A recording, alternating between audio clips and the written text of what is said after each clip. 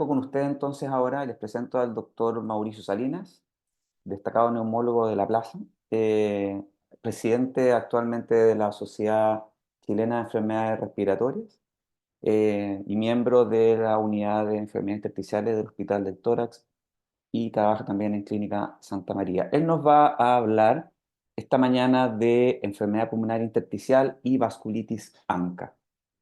Doctor Salinas. Bueno, buenos días a todos. Muchas gracias a la Fundación AERE por la invitación. Eh, y vamos a hablar de este tema, como definió el doctor eh, Valenzuela, la enfermedad intersticial y vasculitis. No tengo conflictos de interés para esta presentación y vamos a hablar un poco en términos generales de las vasculitis ANCAS y del espectro inicial que se ha reportado en estos pacientes.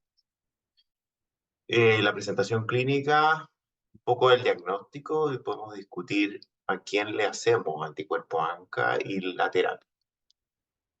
Bueno, las vasculitis ANCA son un grupo complejo y heterogéneo de enfermedades en las cuales existen fenómenos autoinmunes que determinan daño vascular o endotelial, usualmente.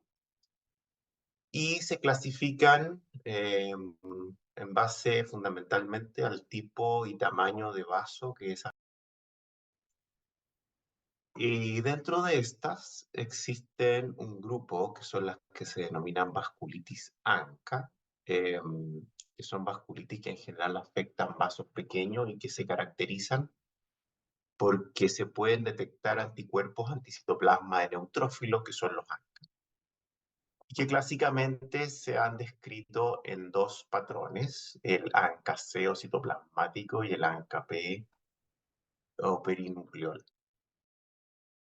Y estas son tres, que son la poliangeitis microscópica, la granulomatosis con poliangeitis, que antes se llamaba Wegener, y la granulomatosis eosinófila con poliangeitis, que antes se denominaba Churg-Strauss. Las tres son enfermedades raras. Esta es una tabla que resume algunas características de ella.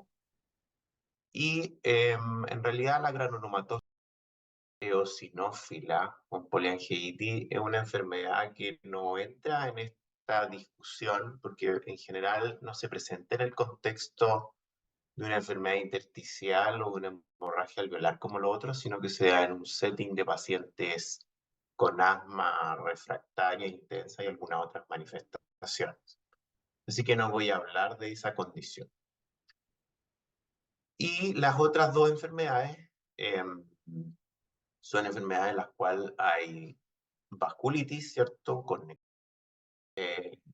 De los vasos, y usualmente compromete órganos como riñón, pulmón, puede afectar piel y sistema nervioso. La granulomatosis con poliangeitis o ex-Wegener suele tener el patrón de ANCA con antígeno PR3, y la poliangeitis microscópica suele tener el patrón de ANCA con antígeno de MPO, aunque eso no tiene una predicción al 100%.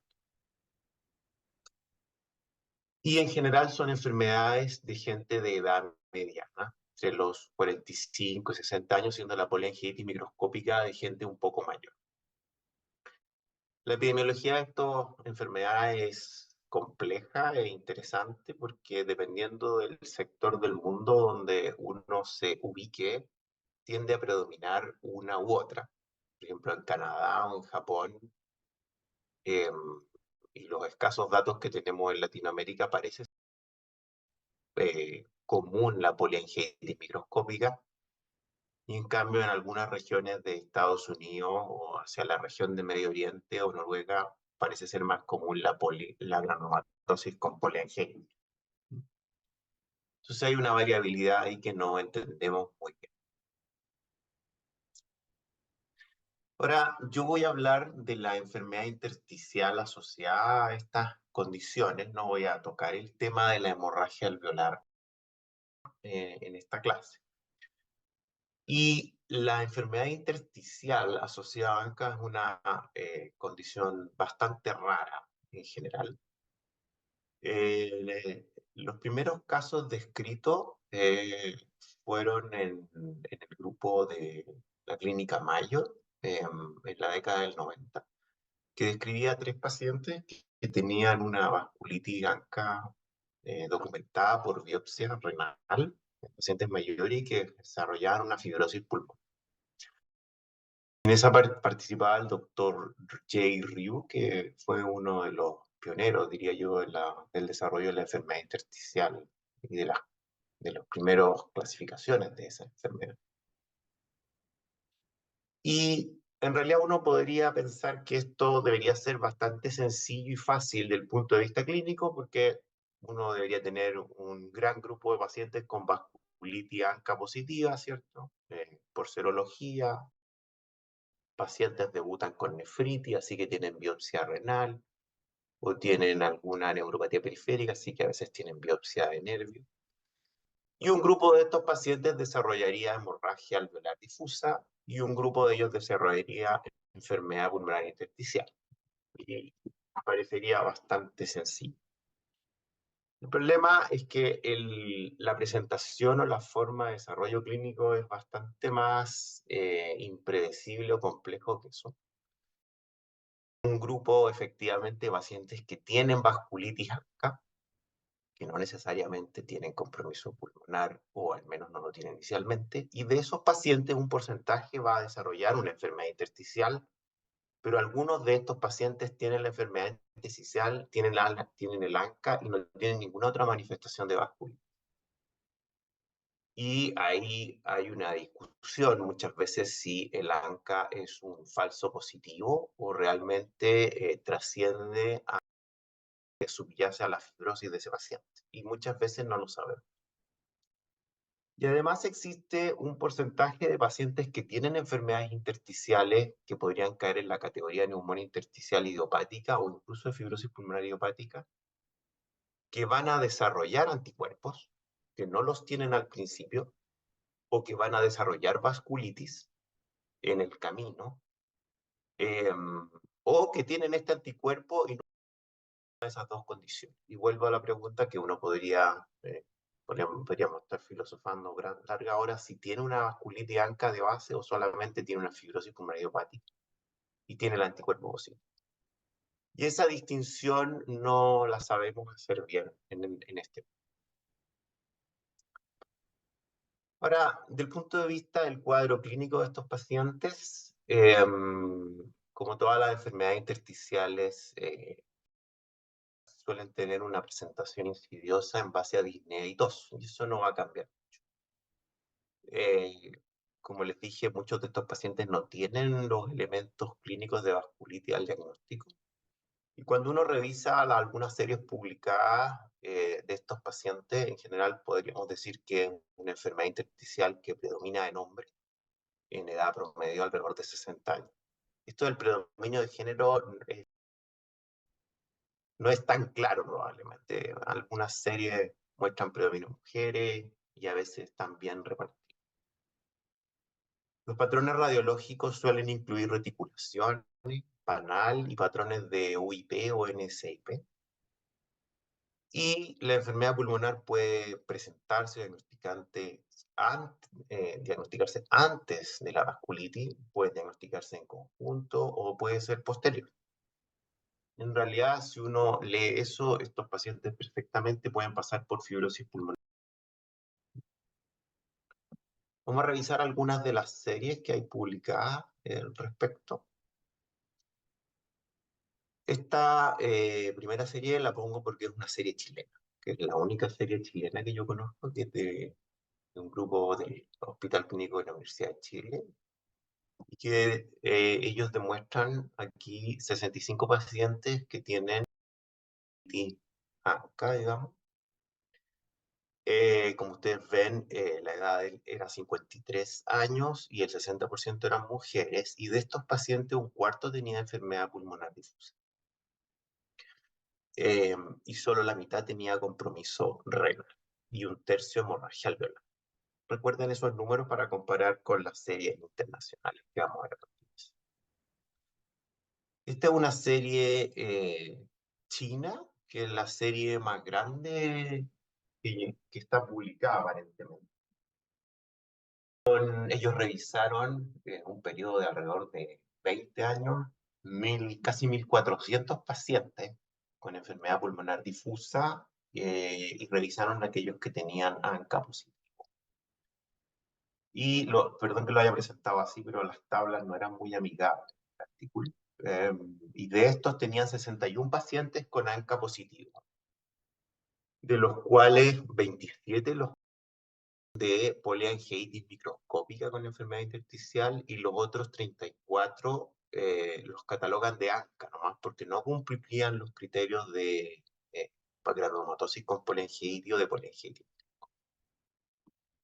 Los pacientes tenían 60 años promedio, la mitad eran hombres, y en la evolución de esta cohorte que ellos tienen, el 3% de los pacientes que eran ANCA convirtieron en un periodo promedio, una media de tiempo de seguimiento de 2 años.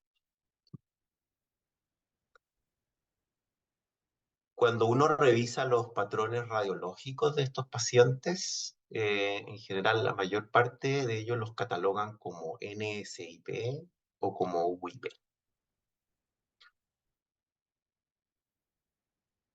Esta es otra serie, este es un grupo de la clínica Mayo de Estados Unidos. También revisan alrededor de 20 años de cohorte de estos pacientes, enfermedad intersticial con vasculitis ANCA, y con eso encuentran 91 casos, 20 años en un hospital grande en Boston. Y los pacientes que tienen enfermedad intersticial asociada a ANCA son de 67 años, la mitad son hombres. Ustedes ven, lo que más hay es vasculitis ANCA MPO, digamos poliangitis microscópica. Y en la enfermedad intersticial, el 13% de los sujetos tuvo hemorragia alveolar, que no era distinto de los que no tenían hemorragia, los que no tenían enfermedad intersticial. Y vamos a ver las características de la enfermedad intersticial asociada, y solo el 60% tenía compromiso renal y el 10% compromiso neurológico. Por lo tanto, son pacientes que son bien heterogéneos en su presentación clínica. Insisto en que muchos de ellos solamente tienen la enfermedad intersticial y el anticuerpo. Patrones radiológicos que describe este grupo americano, y como ustedes ven acá, el 40% de ellos describen patrones de UIP, a diferencia de la cohorte china que les mostré antes. 20% describe neumonía organización fibrótica y 11% NSP fibrótica. Y con eso prácticamente el 80%. De tal manera que, con ciertas diferencias geográficas y que podemos discutir después si tienen que ver con estas variaciones epidemiológicas de la enfermedad, parece ser una enfermedad, como les digo, de predominante a hombres 60 años, de patrones fibróticos que tienen ANCA, y no todos van a tener compromiso renal, hemorragia alveolar o presentación neurológica. Esta última serie es una serie que, digamos así, está hecha desde la radiología. También es una serie americana, pero estos son pacientes que tenían anomalías intersticiales o pulmonares en la tomografía computada, y que a partir de ahí fueron a buscar los pacientes con anticuerpos. Y ellos encontraron ay, recuerdo el número exacto de pacientes. Bueno, el 60% de ellos eran hombres, 130 pacientes. Ellos eran un poco mayores, eran 70 años, había alguna mezcla con otras enfermedades autoinmunes, y nuevamente el anticuerpo más asociado era el MPO. Solo el 7% tuvo hemorragia alveolar. Y aquí ellos describen que casi 3/4 de los pacientes tenían compromiso renal. Y en la descripción radiológica de todos estos pacientes, nuevamente era la enfermedad intersticial y los patrones reticulares, y sí describen una buena cantidad de opacidades en vidrio esmerilado. Ellos no hacen una clasificación tan exacta en patrones UIP o NSIP, sino que más bien se dedican a describir las anomalías. Y un cuarto tenía PANAL. Se supone que no es una característica muy dominante en pacientes con poliangitis microscópica y enfermedad intersticial asociada. Ahora, la pregunta de si uno debería hacerle ANCA a todas las enfermedades intersticiales o a todas las fibrosis no tiene una respuesta de certeza. Probablemente va a depender del contexto donde uno trabaja y los recursos disponibles. Uno revisa, por ejemplo, las guías de IPAF, el statement de investigación que se publicó en 2015 por la Sociedad ATS Europea. Ellos no mencionan el uso de ANCA en esa guía para sus fines. Si uno revisa las guías de intersticial idiopática o de trabajo, de diagnóstico de la fibrosis pulmonar idiopática, también de las 4 grandes sociedades, del último año tampoco se hace mención al uso de anticuerpos ANCA en el screening de estos pacientes. Y hay un consenso publicado en una revista indexada que se llama la vasculitis sistémica más allá de la vasculitis, y que ellos lo recomiendan y que no me quedó claro qué trascendencia podía tener en el ámbito reumatológico el grupo o la publicación. Pero ese fue el único lugar donde yo lo encontré recomendado. El Colegio Americano de Reumatología en el año 2022 publicó criterios actualizados para la poliangitis microscópica. Corregir los reumatólogos después, pero ellos estaban usando los criterios antiguos que eran como de la década del 90 o los criterios de la EMA que eran del 2007, y eso no se había cambiado. Y ellos incluyen en esta clasificación la enfermedad fibrótica pulmonar como un criterio mayor para el diagnóstico o la clasificación de esta enfermedad. En esta clasificación se requiere un puntaje de 5 para catalogar la enfermedad y tiene un peso equivalente a la biopsia renal. Así que le dan una relevancia que yo creo que hasta hace 5 o 10 años atrás nosotros no veíamos de esta condición. Por último, 2 palabras respecto al tratamiento. Cuando el paciente con esta vasculitis tiene hemorragia alveolar asociada, que existe la posibilidad de que se haga el diagnóstico, lo que prima es el manejo de la hemorragia alveolar. Y eso, desde el punto de vista de los reumatólogos y de nosotros, está bastante bien estandarizado en cuanto al manejo, el uso de terapia agresiva a base de corticoides e inmunosupresores, y hay varios estudios que lo sustentan, y como dije, no vamos a entrar en eso, lo podemos conversar después. Y el punto habitual de discusión es qué hacemos con este paciente. Una enfermedad intersticial fibrótica, patrón de UIP o no CIP, que tiene un ANCA positivo con el patrón que ustedes quieran y que no tiene ninguna evidencia clínica de vasculitis. Uno podría hacerle un test de orina como screening para ver si tiene micromaturia. Y no lo sabemos. No tenemos una respuesta de certeza de qué hacer con esa información, que además de si vale la pena hacerle ANCA a todos estos pacientes. Del punto de vista terapéutico, si el paciente tiene un patrón de NSIP con elementos inflamatorios, digamos, de exámenes sistémicos, un lavado linfocítico, probablemente muchos intentaríamos darle un trial de terapia inmunosupresora. Y si el paciente no tiene un patrón de NSIP y tiene un patrón de UIP, probablemente cae en la categoría de, o uno podría asimilarlo a los pacientes de enfermedad fibrosante progresiva y tratarlo de acuerdo a esos criterios, que son los criterios básicamente publicados en el estudio INBUILD, que dice que si el paciente tiene progresión clínica espirométrica o radiológica, debería ofrecérsele terapia antifibrótica. Y si no, uno podría seguir. En este estudio, los pacientes con vasculitis, si es que había alguno, porque no logré encontrar el dato, eran un porcentaje mínimo de los pacientes que caerían en la categoría de otras enfermedades autoinmunes. Eran hipersensibilidad o artritis reumatoide y esclerodermia. Así que son muy pocos los pacientes si es que entraron con esa condición. En resumen, la enfermedad pulmonar intersticial asociada a vasculitis ANCA es una entidad que existe, que vemos cada vez más frecuentemente, y que si usted no le van a hacer ANCA a todos los pacientes al diagnóstico, hay que tener algún ojo de vigilancia porque algunos pacientes la van a desarrollar. Se asocia a poliangiitis microscópica, eso los datos son más o menos consistentes. El patrón de presentación es muy similar a una fibrosis pulmonar idiopática o una NSIP. No está definido el mejor momento para hacer el examen de anticuerpo ANCA en estos pacientes y qué hacer cuando está positivo y el paciente no tiene ninguna otra cosa más que una enfermedad fibrótica, tampoco saben qué hacer con eso.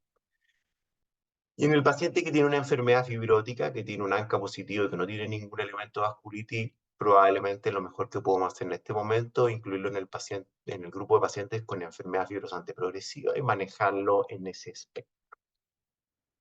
Eso, muchas gracias. Muchas gracias, doctor Salinas, por su extraordinaria clase. Entonces ahora tenemos algunos minutos, 22 minutos para discusión y hacer un caso clínico para calentar motores. Les pido entonces a la doctora Wolf, la doctora Valenzuela, la doctora Salinas que estén atentos. Pueden ir haciendo sus preguntas mediante el banner de preguntas y respuestas. Y mientras llegan las preguntas, entonces yo les voy a compartir un caso clínico.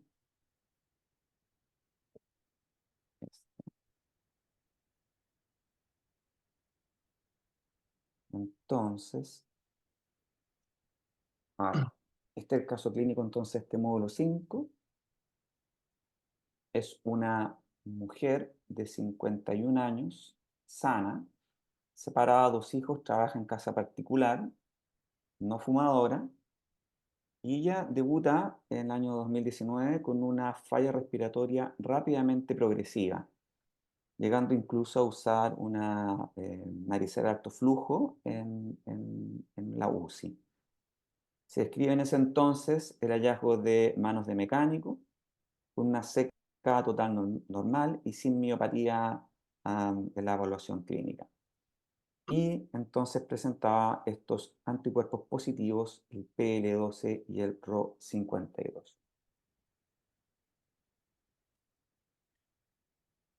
Tenemos a la doctora Vitar en el Sí, panel, a quien agradecemos nuevamente su presencia desde el día de ayer, que nos está ayudando.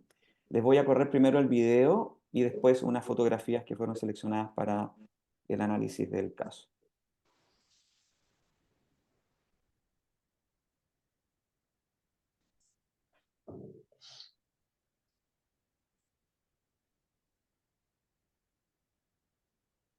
Y las voy a correr una vez más.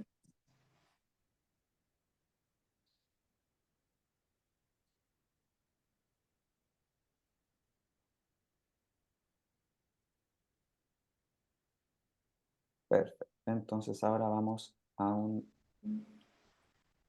resumen de las imágenes. Doctora Vitar. ya, hola. Entonces se ve este compromiso pulmonar bilateral más o menos simétrico, en los dos pulmones quiero decir, que predominan las bases y que lo que se ve sobre todo son como estas opacidades reticulares con un poquito de dilatación de los bronquios, no las grandes bronquiectasias ni nada, y con sobrepuesto este como vidrio esmerilado.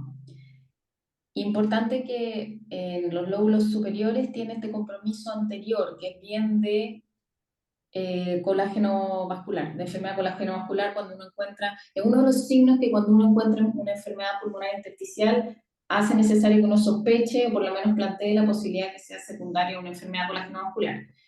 Y el patrón es un poquito como una neumonía intersticial no específica, pero tiene harto merilado arriba. Entonces uno podría pensar que o es como una NSIP celular más fibrótica, que en el fondo el blanco, el virus merilado sea el componente más inflamatorio, o que tuviera componente de neumonía en organización asociado.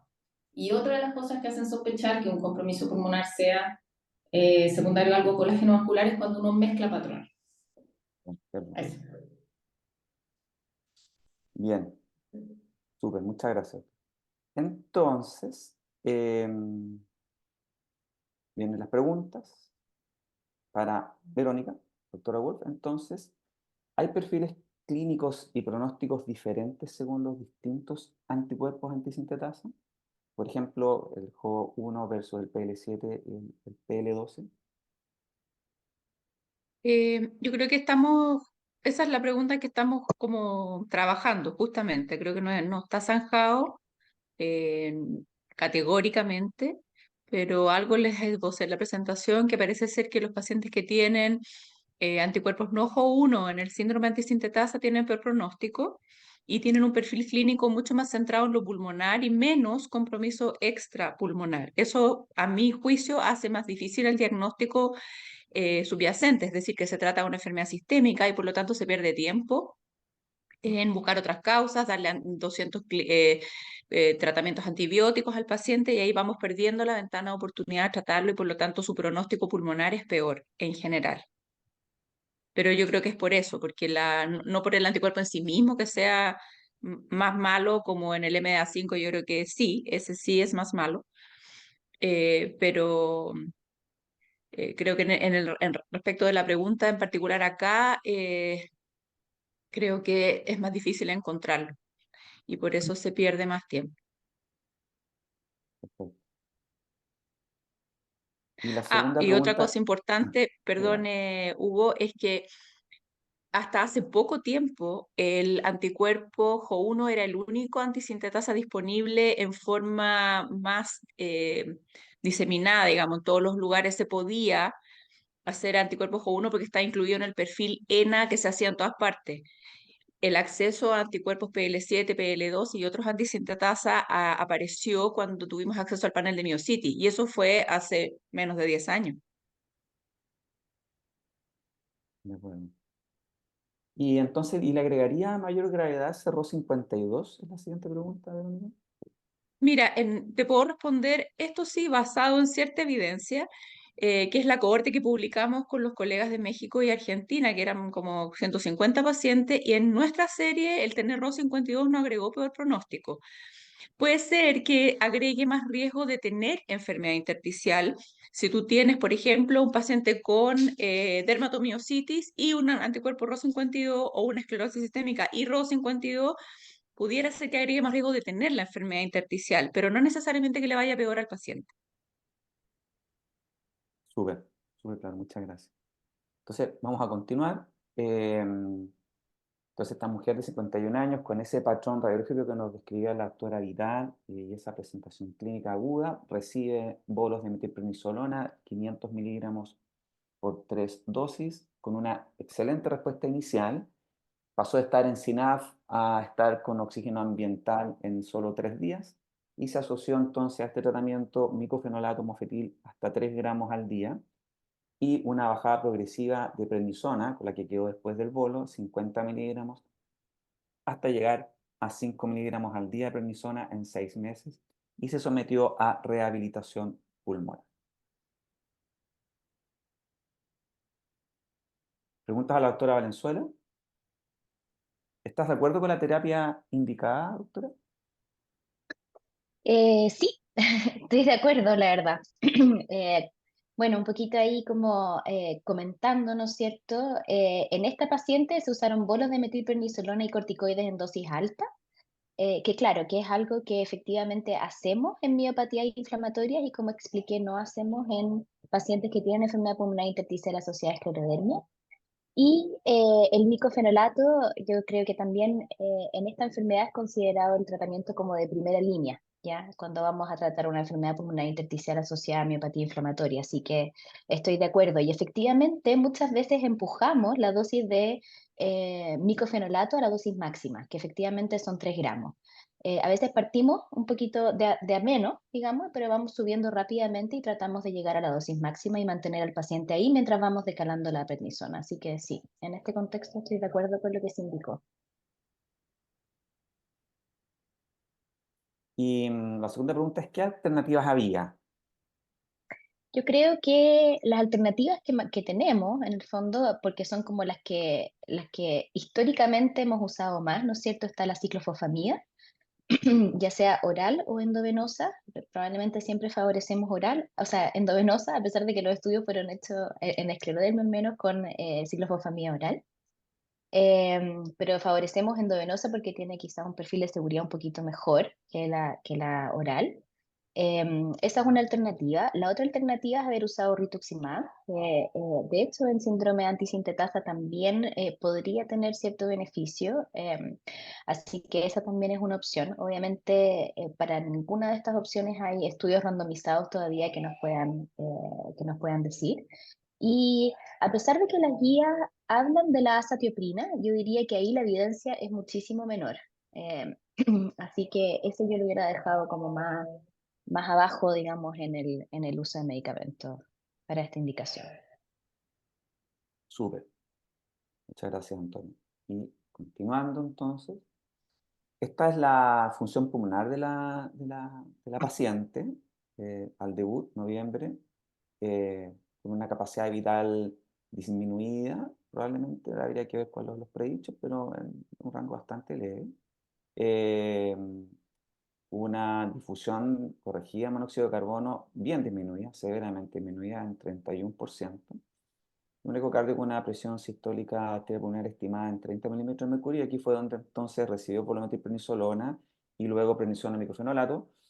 Luego entonces tenemos esta función, la CBF subió a 100% y se mantuvo entre el 2022 y 2024, y la difusión tuvo una alza importante hasta 54% y se mantuvo en ese rango entonces desde el 2022 al 2024. Y una caminata antes de marcha del año 2022 donde caminaba 95% del predicho y una desaturación de 94 a 90%.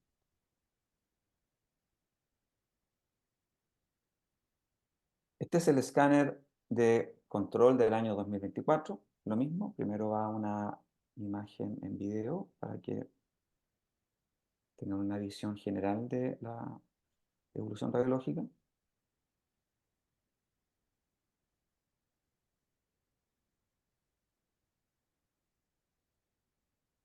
Y ahora viene entonces la fotografía. Doctora Vitar, por favor.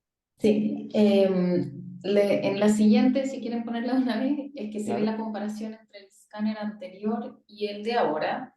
El de ahora es el de abajo. Y vemos que las zonas que están comprometidas son casi iguales. Lo que sí disminuyó mucho era todo ese vidrio admerilado o áreas más densas que acompañaban, con lo cual con mayor razón uno piensa que había algo inflamatorio arriba, ya fuera neumonía en organización o parte de la NSIP, y lo que parece ahora es NSIP, fibrotic.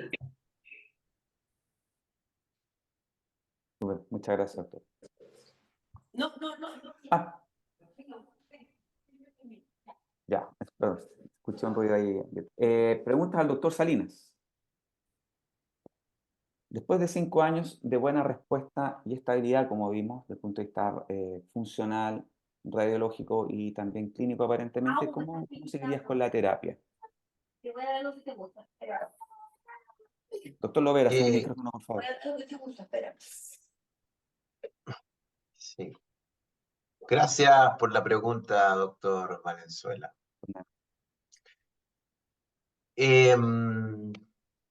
A ver, esto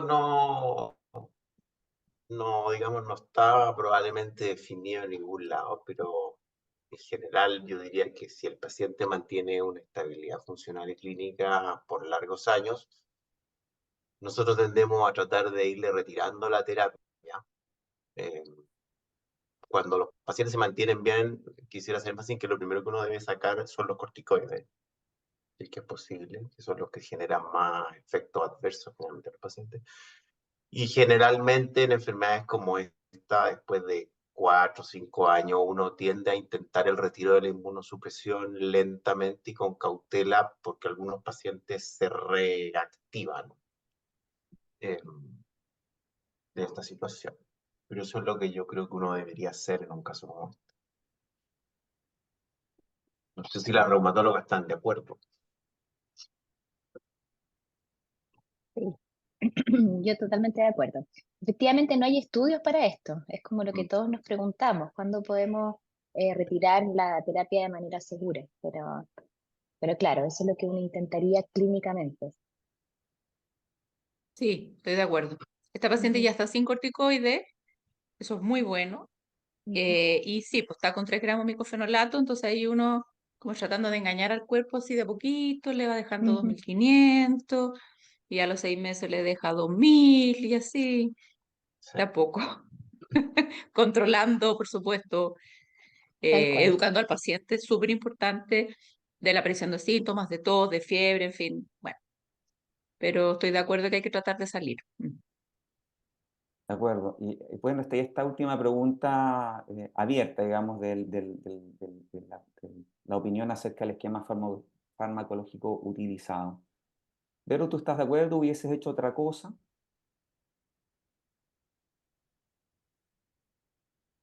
Tu micrófono está... Apreté el botón de autodestrucción, parece. Ya, ahí sí. Eh, estoy de acuerdo y dicho eso, lo que les decía en la presentación que hice, como hay varias alternativas, quiere decir que no hay una única. Hay varias formas de apegarse a este caballo Mm. o de este caballo. El micofenolato, excelente, lo toleró porque ese es un problema, o sea, hay que tomarse 6 pastillas al día, entonces algunos pacientes no adhieren por razones diversas, les cae mal a la guata, tienen diarrea, les da lata, se les olvida, en fin. Entonces, al elegir micofenolato, que es un excelente inmunosupresor, uno tiene que pensar si el paciente va a adherir a eso. Otra alternativa que en Johns Hopkins nos discutirían acá es azatioprina. Ellos lo usan, publicaron un paper en que no había diferencia hace poco, lo publicaron 2 o 3 años, en que precisamente en antisintetasa, y ellos no encontraron diferencia en el outcome, salvo que los pacientes con azatioprina debían suspender más el fármaco por leucopenia, cosa que es obvio porque es un fármaco que tiene más ese perfil, pero desde el punto de vista de los resultados pulmonares en aquellos pacientes que adherían y que no tenían efectos adversos era igual. Y ojo que nuevamente hay que empujar la dosis a la dosis máxima. Y azatioprina son 2 a 3 miligramos por kilo. Entonces tratar de sacarle el jugo al fármaco que estamos usando. Hay otra alternativa, sí, rituximab, el estudio Recital que se publicó hace poco, que comparó ciclofosfamida con rituximab como dosis, como fármaco único, no agregado a otra cosa, en pacientes con enfermedad intersticial en esclero y miositis, mostró que es equivalente a ciclofosfamida con un perfil de efectos adversos mejor. Por lo tanto, rituximab también era una opción. De hecho, si uno le pregunta, por ejemplo, a Toby Maher, ¿cómo se llama? Del Brompton en Londres, él habría utilizado rituximab en primera línea. Rituximab, para mi gusto, tiene hartas ventajas. Es un fármaco que es fácil de usar, o sea, tú te pones una dosis y a los 6 meses nada hasta nuevo aviso, pero claro, que has inmunosuprimido por 6 meses y no hay cómo suspenderlo, esa sería una desventaja. Pero es cómodo. Y tiene un perfil de efectos adversos que es bastante tolerable, o sea, es manejable para mi gusto. No sé Anto qué piensa de eso. Y otra alternativa son los calcineurínicos. Uno podría también a lo mejor haber usado tacrolimus, ciclosporina, tal vez ese menos. Tacrolimus es bueno porque tiene un perfil de acción rápido. Y las dosis que usamos nosotros no son tóxicas renales como las que usan en trasplantes. Usamos dosis más chiquititas. Entonces, en lo que quiero decir es que hay varias alternativas. Ciclofosfamida también es una buena alternativa y depende de la expertise del grupo tratante, depende de la disponibilidad de recursos, pero quiero insistir que acá lo más importante es pesquisar al paciente, tratarlo a tiempo, no soltarlo, seguirlo en el tiempo y no perder esa ventana de oportunidad. Las herramientas que tenemos, afortunadamente hay varias, de fármaco me refiero.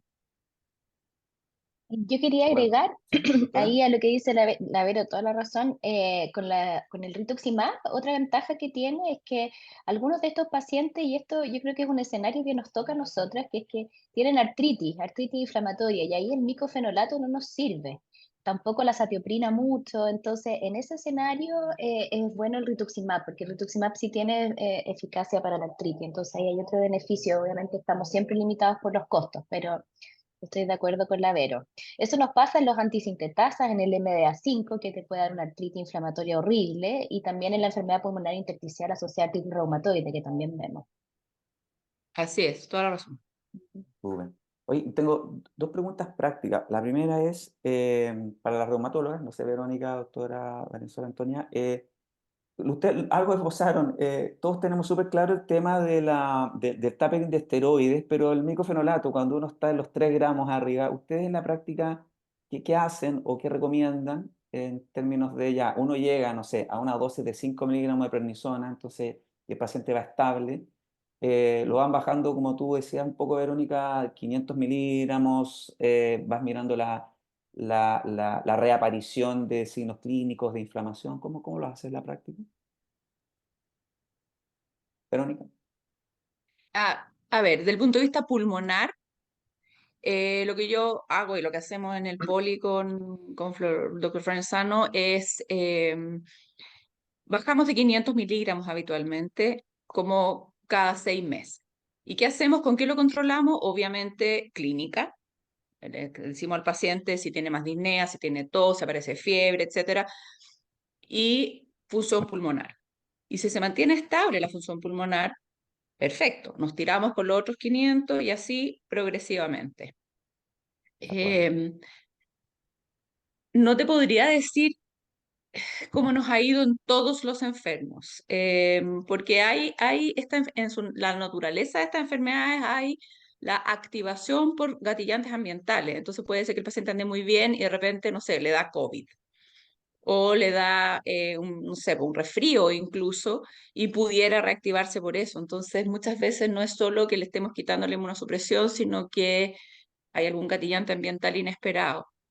Pero para responderte en concreto eso, cada 6 meses, 500 miligramos, control función pulmonar y síntomas. Y tomografía una vez al año, a menos que haya un quiebre clínico.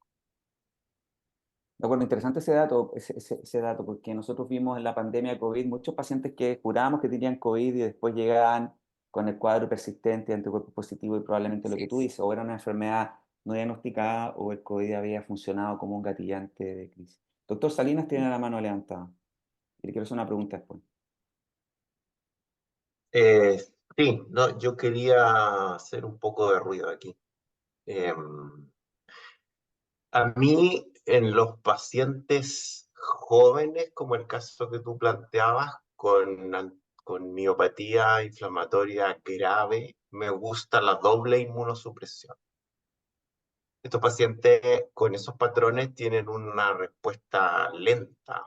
Por ejemplo, lo que uno ve, por ejemplo, en los espectros de los MDA5. No sé si el RO52 solo puede ser el mejor caso. Esto es bien discutible y paciente a paciente, pero a mí me gusta la doble inmunosupresión. Son pacientes que a veces tú les das un par de años y van recuperando más función pulmonar.